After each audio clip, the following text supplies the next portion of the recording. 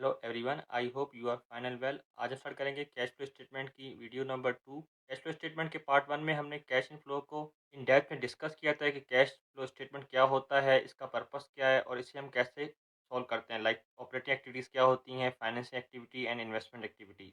इस वीडियो में हम कैश फ्लो स्टेटमेंट को प्रॉपर डिस्कस करेंगे concept with numerical part. Statement of cash flow is a financial statement where company operating, investing, financing activities are reported in term of incoming and outcoming of money. कोई बात कर रहा है cash flow statement एक ऐसा financial statement है जिसमें बताता है कंपनी की operating investing and financial activities को इन टर्म ऑफ मनी कि कितना कैश इनफ्लो हुआ और कैश आउटफ्लो हुआ।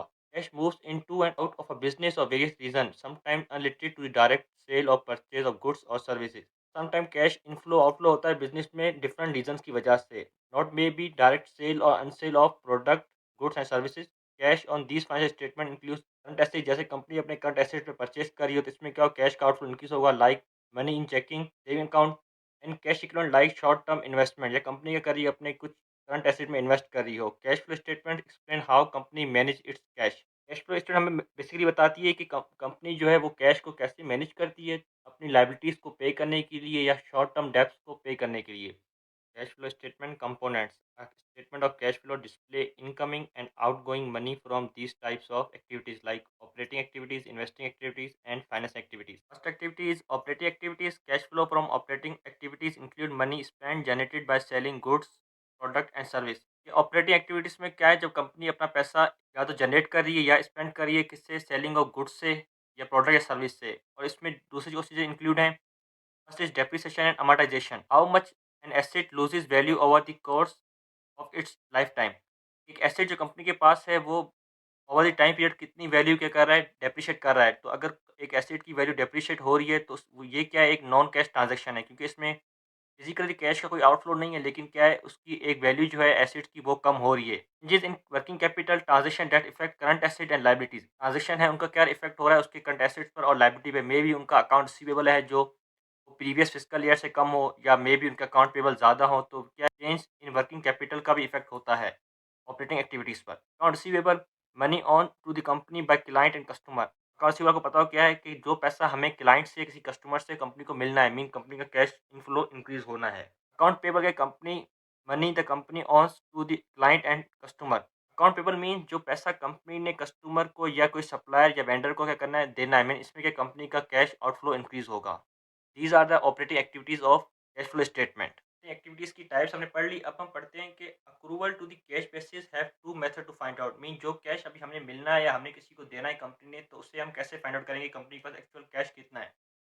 This is also operating activities part. इसके फाइंड करने के हमारे पास टू मेथड हैं, direct method and indirect method.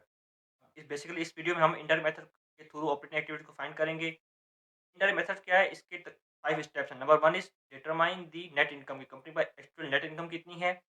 Add back non cash expensive. अब नॉन कैश एक्सपेंसिव क्या होते हैं, लाइक डेप्रिसिएशन, कोई एसेट की वैल्यू डेप्रिशिएट हो रही है ओवर द टाइम पीरियड, इसे क्या कहते हैं, हम ऐड बैक करेंगे अपनी नेट इनकम में। Number third is at loss on sale of plant asset. अगर कंपनी कोई प्लांट एसेट सेल कर रही है और उस पे उसको लॉस हो रहा है, तो इसे क्या कर देंगे, हम ऐड कर देंगे। अगर कंपनी को उस प्लांट एसेट पर प्रॉफिट हुआ है तो उसे क्या कर देंगे, हम लेस कर देंगे।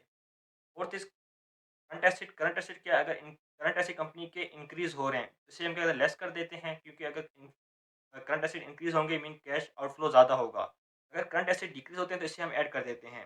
Number fifth is current liabilities. Mean अगर करंट लाइबिलिटीज इंक्रीज होती हैं तो हम इसे ऐड करते हैं इनकम स्टेटमेंट में। अगर करंट लाइबिलिटीज डिक्रीज करती हैं तो इसे हम क्या करते हैं, लेस कर देते हैं। This is a complete part of operating activities plus indirect method.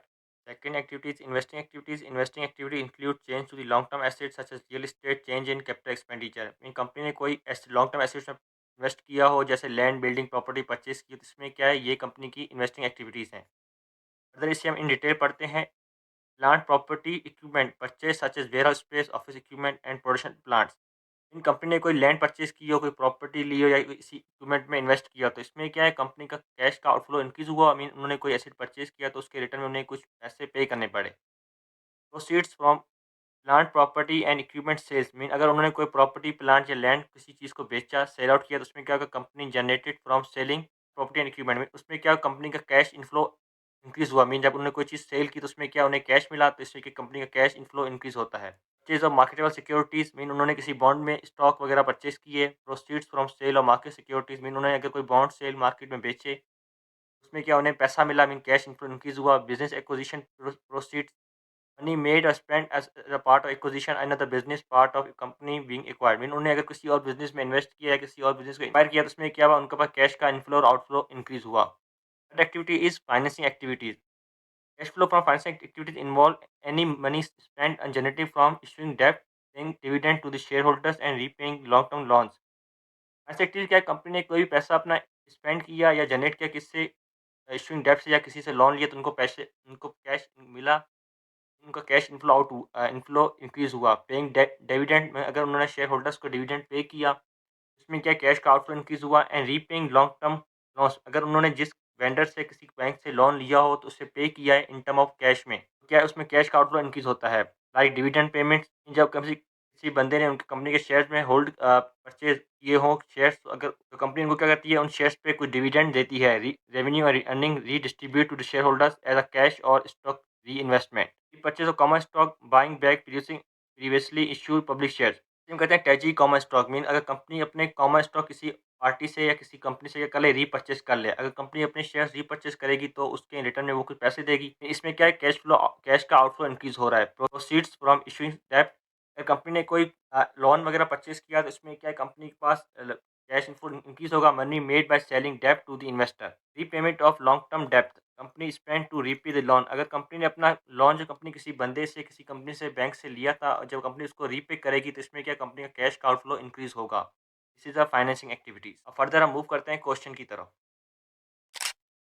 This is the question of cash flow statement. Cash flow statement में क्या होता है, आपको एक कंपेरेटिव बैलेंस शीट और एक इनकम स्टेटमेंट गिवन होती है, तो आपने इन दोनों कंपेरिजन से कैश फ्लो स्टेटमेंट को फाइंड आउट करना है। और कुछ इसमें हमें एडिशनल इन्फॉर्मेशन भी उस फिजिकल ईयर की गिवन होती है। जैसे इसमें हमें उसने कुछ एक कंप्यूटर कंपनी सर्विस कंपनी है, जिसमें उसने 2005 की हमें बैलेंस शीट, 2005 की इनकम स्टेटमेंट और कुछ एडिशनल इन्फॉर्मेशन ऑफ 2005 की गिवन है। वो कह रहा है prepare the statement of cash flow year ended 2005 in using the indirect method. Meenu कह रहा है स्टेटमेंट कैश फ्लो आप बनाएं किसके थ्रू, इनडायरेक्ट मेथड के थ्रू। पहले कंपनी का नाम लिखिए, कंपनी का नाम था computer service company. Statement of cash flow बना रहे हैं किसके through, indirect method. And for the year ended December 31st 2005। First कौन सी एक्टिविटी होती है, first activity is cash flow from operating activities. तो इसके क्या थे, इनडायरेक्ट मेथड के 5 स्टेप्स थे। First is determine the net income. अब नेट इनकम आप कहाँ से डिटरमाइन करोगे, नेट डिटरमाइन करोगे आप इनकम स्टेटमेंट से। देखिए ये लिखी हुई है कंप्यूटर सर्विस की इनकम स्टेटमेंट में, नेट इनकम वो कितनी है, 1,45,000। और लिखिए डिटरमाइन नेट इनकम के साथ 1,45,000। Second is add back non cash expenses in net income. Mean जो उसके नॉन कैश एक्सपेंसेस हैं उसको क्या करना है, आपने नेट इनकम में ऐड करना है। और नॉन कैश एक्सपेंसेस कौन से होते हैं, जो क्या है, डेप्रिसिएशन एक्सपेंस मीन जो नो फिजिकली, इसमें क्या आ रहा है, कोई फिजिकल चेंज नहीं आ रहा है कैश इनफ्लो और आउटफ्लो में। देखें इसमें डेप्रिसिएशन एक्सपेंस कितना है, 9,000, जो कि लिखा हुआ है इसमें इनकम स्टेटमेंट में। डेप्रिसिएशन एक्सपेंस इज 9,000, उसे हमने लिख दिया add depreciation expense 9,000। Third is add loss on sale of plant, अगर उनको प्लांट एसेट पर कोई लॉस हो रहा है तो उसे हम ऐड कर देंगे। अगर उनको गेन ऑन सेल हो रहा है प्लांट एसेट, तो उसे हम कहते हैं लेस कर देते हैं। इसे हम चेक करते हैं इनकम स्टेटमेंट में। देखिए उन्हें क्या हो रहा है, loss on cell on equipment कितना है, 3,000। मीन उनको लॉस हुआ इक्विपमेंट सेल करने पर। इसे करते हैं क्या, हम कह रहा है अगर लॉस होता है तो आपने इसको कहना है ऐड कर देना है। तो इसमें हम करते हैं add loss on sale of equipment कितना, 3,000। आपने हमेशा फर्स्ट स्टेप, सेकंड स्टेप और थर्ड स्टेप को फाइंड करना है किससे, determined by the income statement.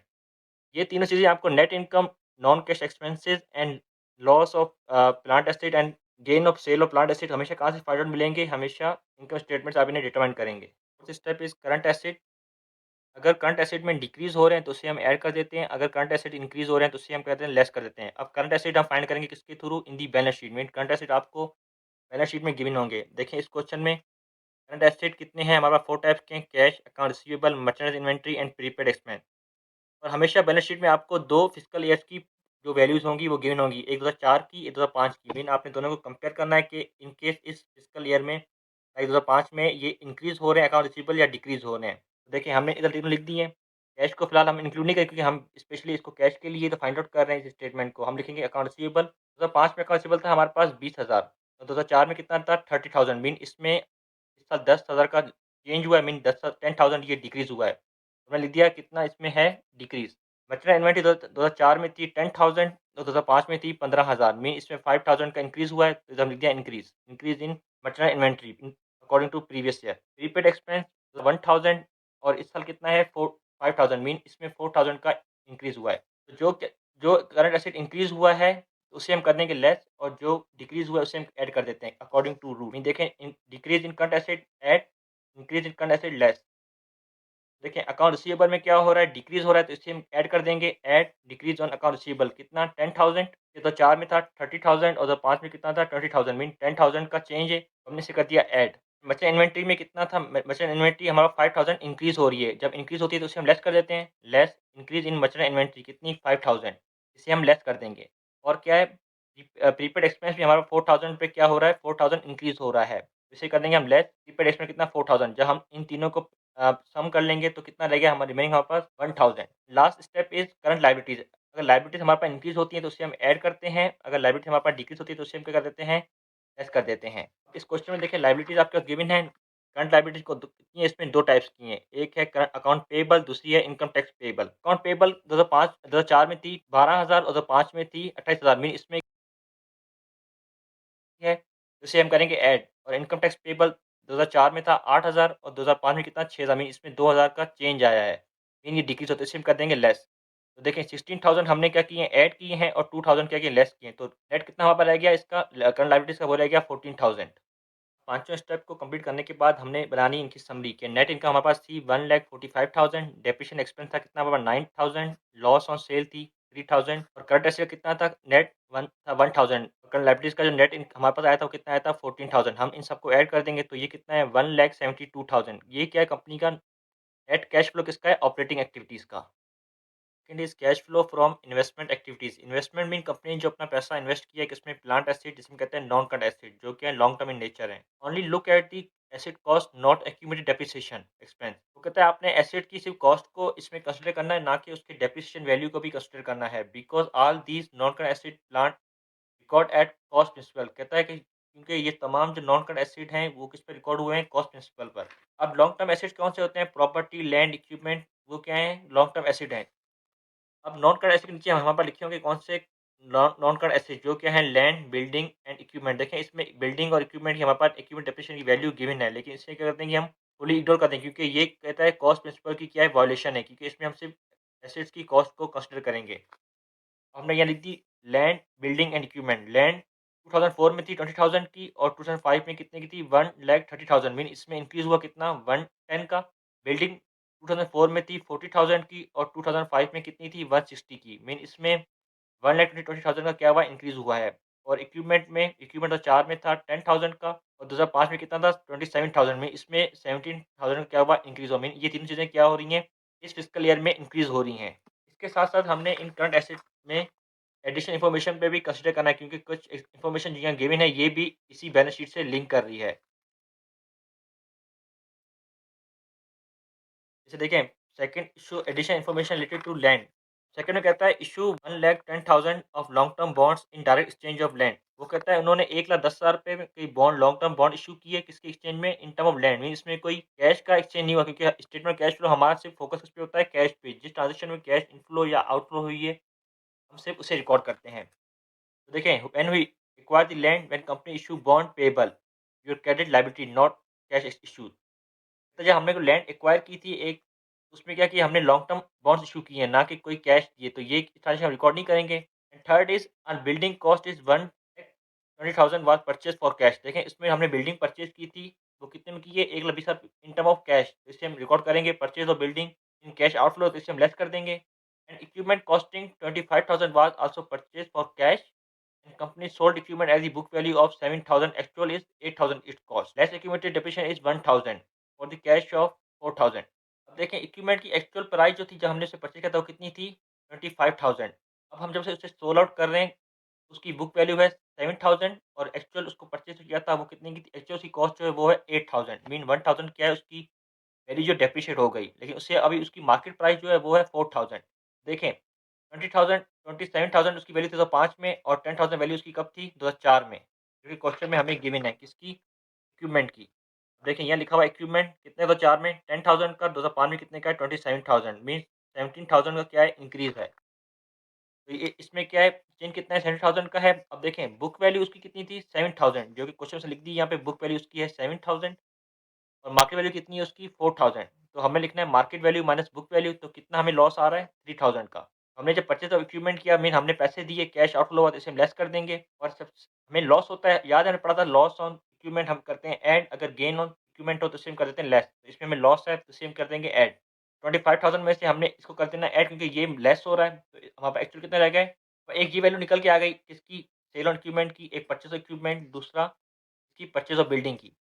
अब देखिए परचेज़ ऑफ बिल्डिंग क्या थी हमारे पास कैश आउटफ्लो था इससे हम लेस कर देंगे माइनस 1,20,000 माइनस 25,000 प्लस 4,000 तो एक्चुअली हमारे पास कितनी अभी नेट चेंज आ गया इसका इन्वेस्टमेंट एक्टिविटीज का वो है 1,41,000 और ये नेगेटिव क्यों है क्योंकि sign is a good for investing activities company investing his cash in multiple asset acquiring वही बात कर रहा है अगर नेगेटिव साइन आता है आपकी इन्वेस्टमेंट एक्टिविटीज में वो क्या है गुड साइन है कि कंपनी अपने मल्टीपल एसेट्स में क्या कर रही है इन्वेस्ट कर रही है। Last is cash flow in financial activities company ने कोई फाइनेंस किया हो अपने खुद को या अपने कोई प्रोजेक्ट को किससे इन टर्म ऑफ डेप्थ में जिसे जिसे कहते हैं लॉन्ग टर्म लाइबिलिटीज कंपनी ने कोई लाइबिलिटीज ली हो बैंक लोन वगैरह से अपने फ्यूचर प्रोजेक्ट के लिए जैसे देखें इसमें लॉन्ग टर्म लाइबिलिटीज हमें गिवन है bond payable and stock holder equity and common stock mean ये क्या है इसकी लॉन्ग टर्म लाइबिलिटीज है। बॉन्ड पेबल 2004 में था कितने का 20,000 का 2005 में कितना था 1,30,000 मीन इसमें कितना इंक्रीज हुआ है इसमें इंक्रीज हुआ है 1,10,000 का। लेकिन आपको याद होगा जो लैंड थी वो हमने किसके एक्सचेंज में दी थी इन term of long term liabilities के दी थी वो कितने की थी 1,10,000 की। तो this transaction is not record because company issue 1,10,000 bonds in exchange of land not any cash form. उसमें हमने उस ट्रांजेक्शन रिकॉर्ड नहीं की थी क्योंकि ये एक हमने इन एक्सचेंज ऑफ लैंड की है इसमें कोई कैश की ट्रांजेक्शन नहीं हुई है तो ये क्या एक नॉन कैश ट्रांजेक्शन है। सेकंड इज थोड़ा एक इक्विटी के सेक्शन में कॉमन स्टॉक 2005 में था 70,000 का 2004 में था 50,000 मीन इसमें कितना इंक्रीज हुआ है 20,000। एडिशनल इन्फॉर्मेशन हमारे पास गिवन है क्वेश्चन में वो गिवन है issue common stock for 20,000 cash. Common stock हमने इशू किए हैं 20,000 कैश में हमने लिख दिया हम इसे ऐड कर देंगे इशू ऑफ कॉमन स्टॉक कितने 20,000 कैश ऐड कर दिया। Company company declared and paid in cash 29,000 dividend mean company क्या कर रही है डिविडेंड पे करी अपने शेयर होल्डर्स को। ये जब डिविडेंड पे करते हैं तो कैश हमारा आउटफ्लो तो इसे हम लेस कर देंगे। पेमेंट ऑफ डिविडेंड लेस कर देंगे किससे? इश्यू कॉमर्स से। ये प्लस की थी और ये किसकी है? माइनस की। तो हमारे पास जो नेट आ गई वो कितनी आ गई फाइनेंशियल एक्टिविटीज़ की? वो है 9,000 नेगेटिव साइन में। तो हमने इन तीनों को क्या कर देना है? सम कर देना है। ऑपरेटिंग एक्टिविटीज़ हमारे पास थी कितनी? 1,72,000 की। इन्वेस्टमेंट एक्टिविटीज़ हमारे पास थी -1,41,000 फाइनेंस एक्टिविटी कितनी है -9,000 जब आप इन तीनों को सम कर देंगे तो कितना आपका रेमेनिंग रहेगा net increase in the cash और 2005 में वो रहेगा 22,000। देखें अब यहाँ से पता लगेगा आपका क्वेश्चन आपका ठीक है या गलत है। अगर आपका आंसर बैलेंस शीट से मैच कर रहा है तो मीन आपका क्वेश्चन ठीक है। अगर इनकेस आपका आंसर बैलेंस शीट से मैच नहीं कर रहा है कैश से तो मीन आपने क्वेश्चन में कोई गलती की है। देखें इसमें क्या है net increase in the cash 2005 में कितना है 22,000। देखें 2004 में हमारे पास जो कैश था वो कितना था 33,000 और 2005 में कितना था 55,000 मीन उसमें कितना इंक्रीज़ आया 22,000। तो देखें यहाँ पे एक्चुअल लिखा हुआ है कितना हमारे पास हुआ है increase cash net increase in the cash 2005 is 22,000। ये आपका नेट कैश जो इंक्रीज़ हुआ है ये इसका आंसर आपकी बैलेंस शीट के आंसर से मैच करना चाहिए। अगर आपका आंसर इस बैलेंस शीट से मैच नहीं कर रहा है मीन आपका क्वेश्चन गलत है।